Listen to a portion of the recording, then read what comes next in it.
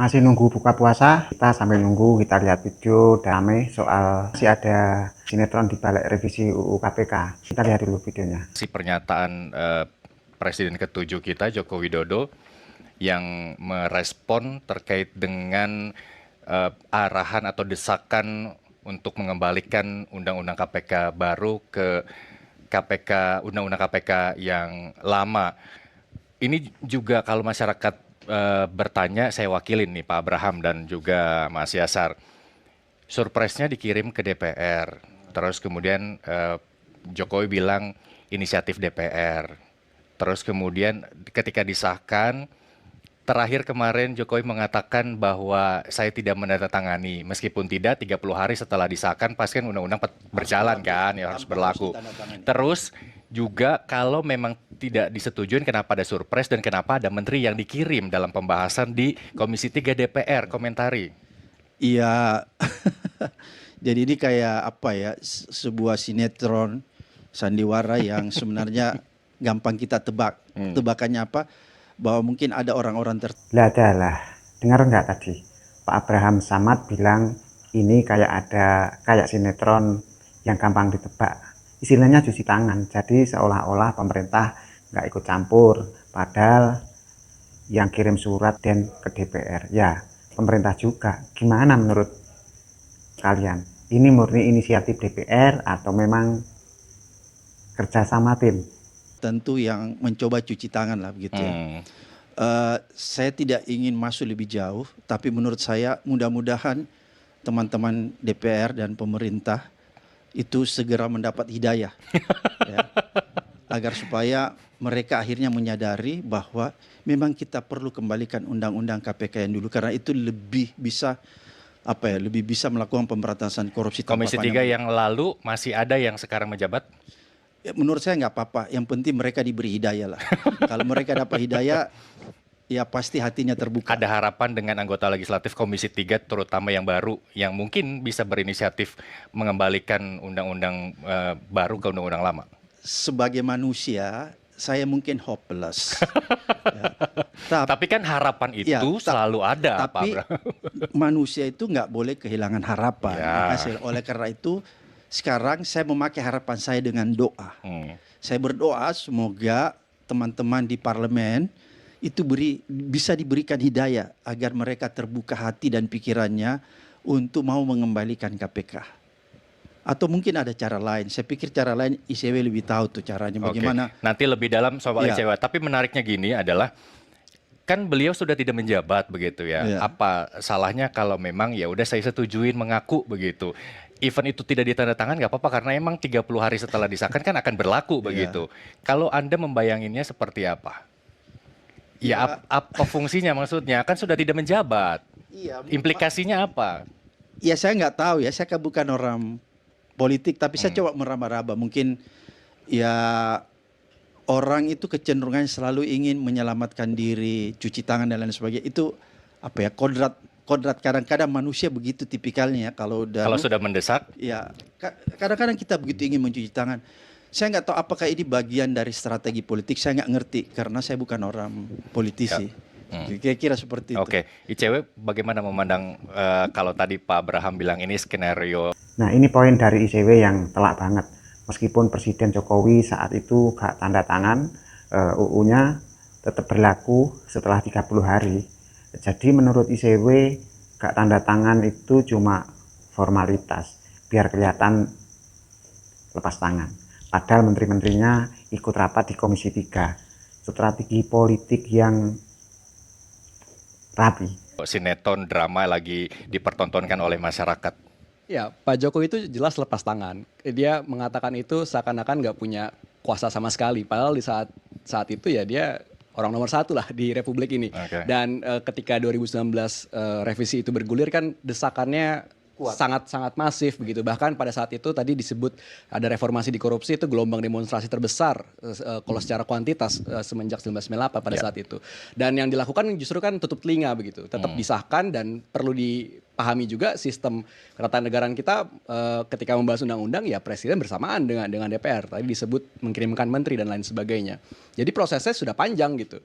Di akhir tidak tanda tangan itu cuman formalitas, dan pasca itu pun harus diingat ada upaya untuk melakukan judicial review loh ke MK, dan di proses sidang itu pun kan presiden mengirimkan perwakilan. Perwakilan yang dikirimkan pun membantah permintaan untuk mengembalikan undang-undang KPK sebagaimana sebelumnya. Jadi jelas lepas tangan, dan ya salah satu aktor yang membuat KPK menjadi seperti sekarang kondisinya ya salah satunya Pak Presiden di era itu gitu ya, ini Joko Widodo. Oke, Pak Presiden minta rekomendasi nggak sih Pak Abraham apa yang harus dilakukan sebelum nanti ICW memberikan rekomendasi di publik?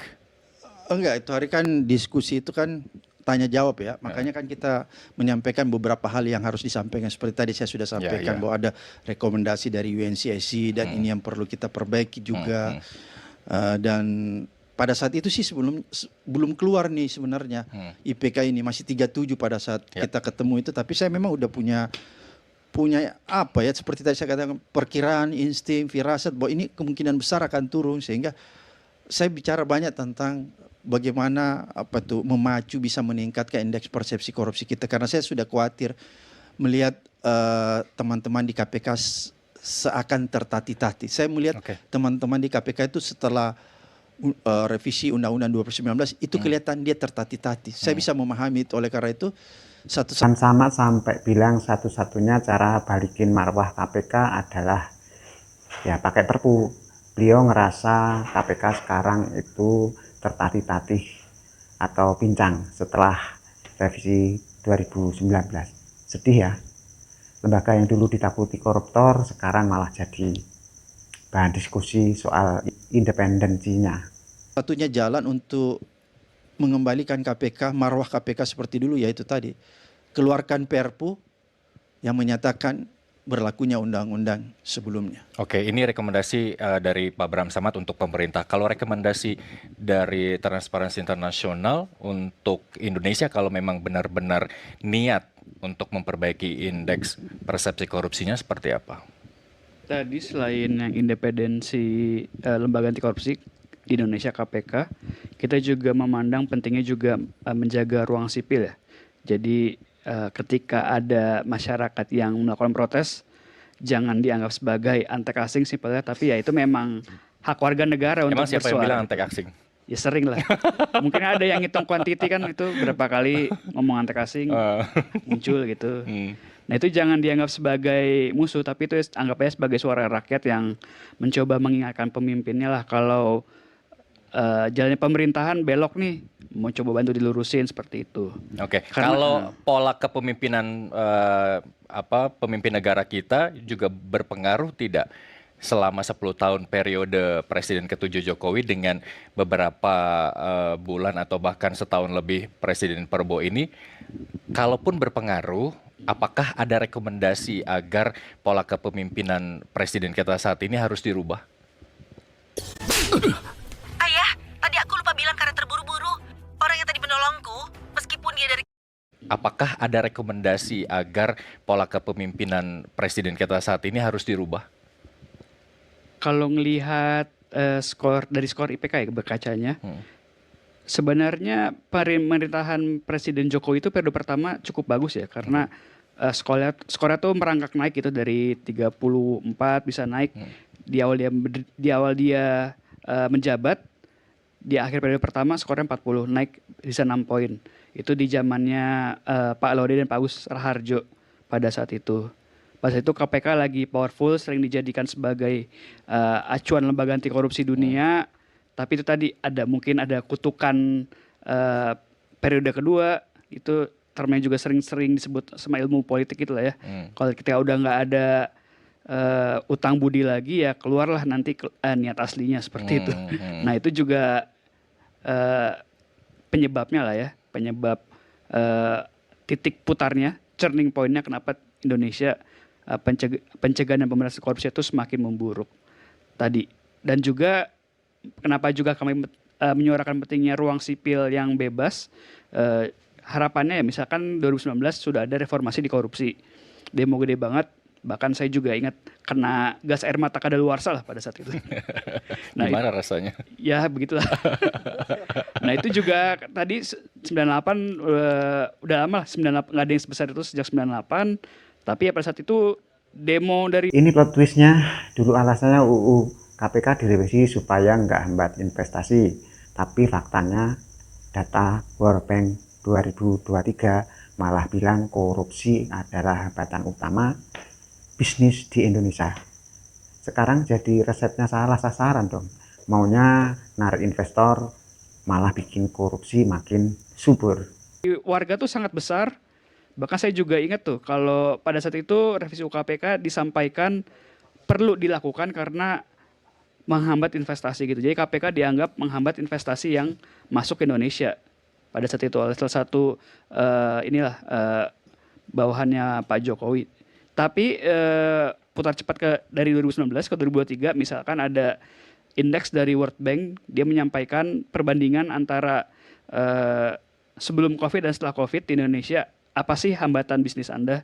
Ada yang mungkin sulit mendapatkan listrik itu buat menyalakan mesin, ada yang sulit mendapatkan kredit, gitu urutan pertama. Tapi yang 2023 ini malah yang pertama itu korupsi sebagai sumber hambatan utama dalam berbisnis. Jadi itu tadi sih ketika menyampaikan rasionali atau alasannya revisi UU korupsi itu menghambat investasi, nggak taunya setelah direvisi pebisnis menganggap ya korupsi makin parah nih, makin menghambat gitu. Jadi semacam salah resep lah gitu buat menarik investasi gitu. Lagian Pak Prabowo kan juga rajin keliling luar negeri ini juga mencari investasi. Jadi harusnya memang pencegahan dan pemberantasan korupsi ini jadi salah satu prioritas nasional lah seperti itu. Oke, kita balik ke prinsip penindakan pencegahan dan pemberantasan korupsi Presiden kita Prabowo Subianto. Kalau masyarakat lihatnya beberapa momen Presiden hanya menghadiri rilis yang dilakukan oleh kejaksaan. Nah, terakhir ICW juga nunggu reaksi dari Pak Prabowo. Apakah bakal ada desakan buat KPK biar lebih produktif? Kesimpulannya video ini ngebuka mata kalau urusan korupsi itu bukan cuma tangkap-menangkap, tapi soal aturan main yang diubah. Kalau aturannya lemah, ya begini. Jangan lupa tulis pendapat kalian di kolom komentar. Oke, terima kasih. Memang duitnya kita tahu ya banyak ya. Saya juga nggak ngebayang itu buat apa aja gitu ya. Dan tidak ada menurut ICW tidak ada upaya dari Presiden untuk mendesak KPK untuk ayo dong lebih produktif daripada ini. Bukan berniat untuk membandingkan